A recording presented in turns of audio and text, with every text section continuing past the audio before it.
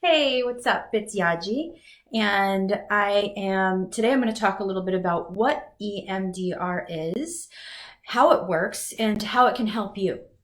I am a licensed psychotherapist in the state of California, and I've been practicing EMDR for probably almost 10 years now. So I really want to share this as a process that is incredibly helpful.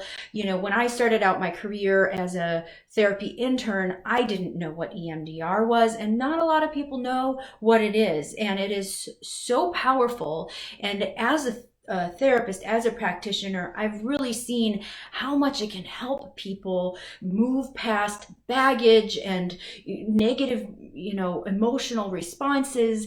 And it's just an awesome tool for me to have as a therapist. So I want to share that with you. Again, a little bit about me. I am licensed as a marriage and family therapist in the state of California.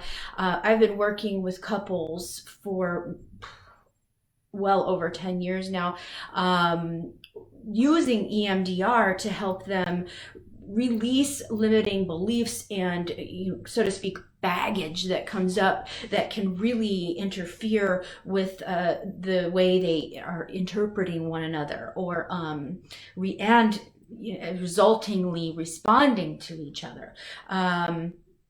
So EMDR I've found is incredibly powerful to help with that. I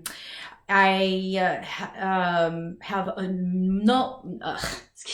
a multitude of other practices that I've been studying. I'm just fascinated with human psyche and how the psyche works and how to grow, how to overcome. And I started with me. I am my own first client, and I've gone through all these processes and really benefited from them. So I really want to share with you guys some of the stuff that I've experienced that helps. So EMDR, what is it? It stands for eye movement desensitization and reprocessing. And what that boils down to is in the actual session, it does involve eye movements. When I'm with my clients, I will actually sit in front of them and I will literally just go like this with my fingers back and forth and have them focus on my fingers. So it creates a back and forth movement with the eyes. What that does is it creates what's called a bilateral stimulation of the brain. So it's stimulating each of the hemispheres of the brain. And why that works is I will back up and talk about the brain.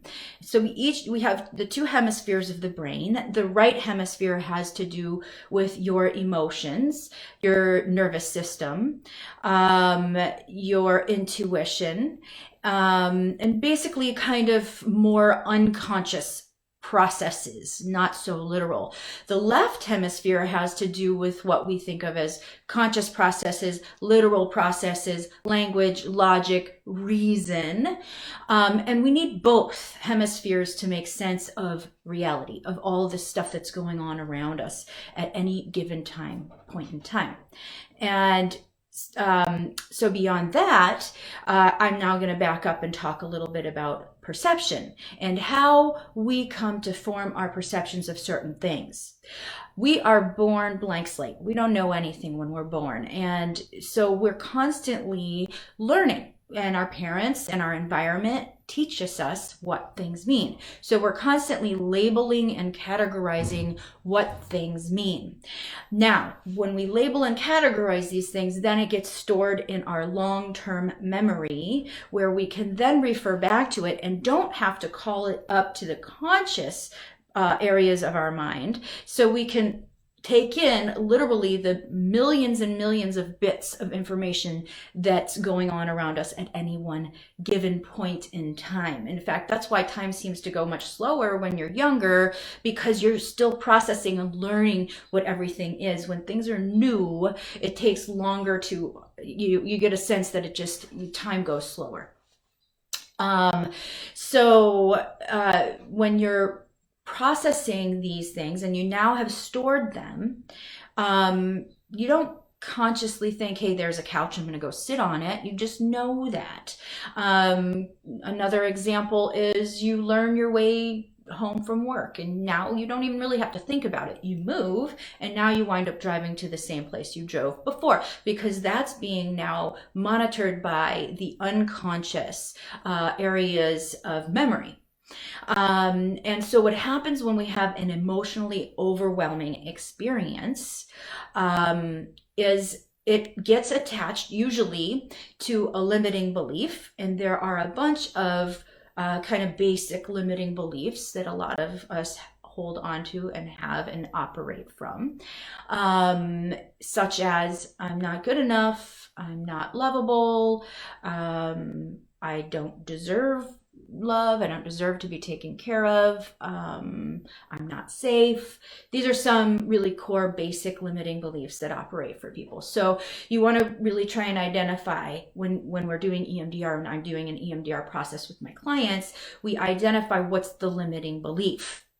And then we go back to the root cause event that was the cause for that limiting belief. And usually that's the first memory that a person can recall as associated to that limiting belief.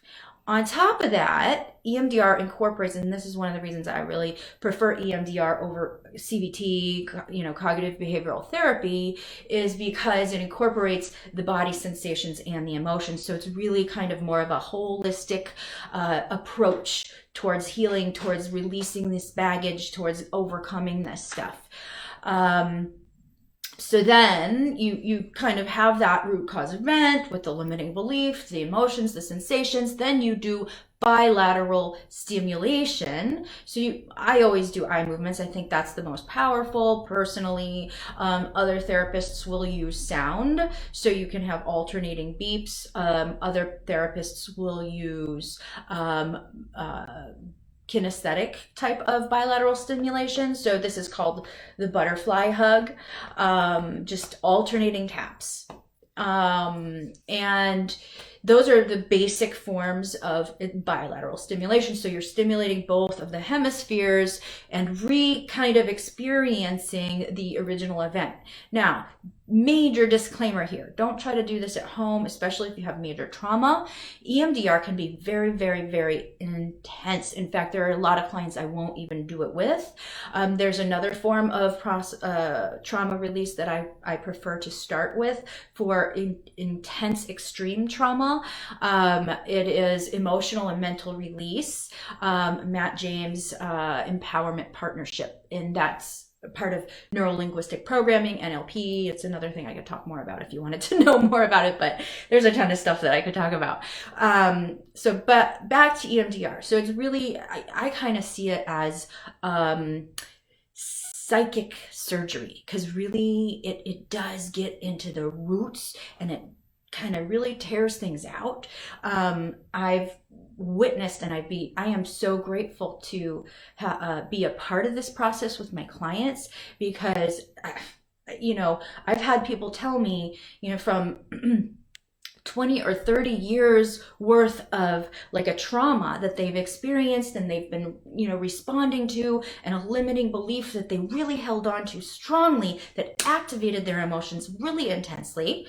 By the end of usually it's a 75-minute session, which is, the traditional therapy hours, 50 minutes. I like to do 75 minutes for EMDR because it is so intense, and it brings up so much intensity. So at the end of a 75-minute session, I have clients telling me, oh my God, I've forgotten. I've let go of this belief that I've held on to for all these years, and now I want to reconnect with my sister, and I want to make this call, and I'm going to do that. And there's all of these changes in attitude, and so that's where EMDR is it's so beautiful and so powerful.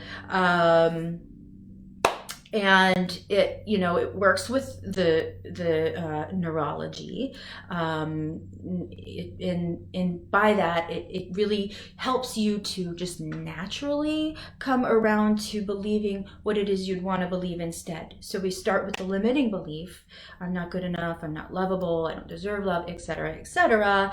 And then we move towards what is it that you want to believe instead, and that's really key. It's a very, very important apart. And another important part of what happens during the EMDR process is that you're able to really experience those feelings that are in there. Because what happens when we bury feelings, we keep them in there and we're not paying attention to them, is they make you sick. So it really needs to be experienced. It's counterintuitive because it doesn't feel good. And sometimes it feels like if you allow yourself to feel that anger, sadness, resentment, whatever it is you might be holding on to, that you're going to get lost in it, or you're going to drown in it. And that most of the time is not true. But you know, people do sometimes get lost in those emotions and feelings, but that's usually because they allow it, or there's a part of them that wants it, or it sounds counterproductive, but you know, maybe because you feel like you deserve it, right? So you get stuck in that place. So I think that's it for now. It's a very brief introduction to EMDR. I invite you to do a Google search on it. There's a lot of really interesting research. In fact, EMDR is one of the most researched forms of psychotherapy, so definitely look into it. There is a big kind of debate in the psychotherapy world, EMDR or CBT, cognitive behavioral therapy, which one is better.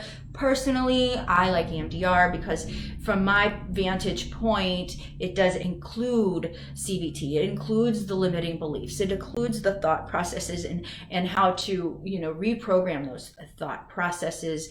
And it really is kind of a form of reprogramming, although it's eye movement, desensitization, and reprocessing, because you reprocess those original experiences that, you know, caused the limiting beliefs. And, you know, again, process of perception, when you have a limiting belief, you know, it's like your lens. It's the lens that you see everything through. So you interpret, if, for example, you know, a behavior from your partner or your friend to mean that they don't respect you or they don't love you, that's going to create an emotion. And that emotion will then cause a behavior.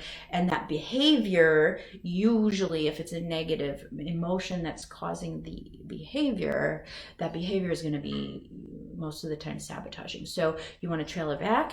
Find those limiting beliefs, release them, look at what you want to believe instead. So, for now, this is Yaji signing off. Love you guys.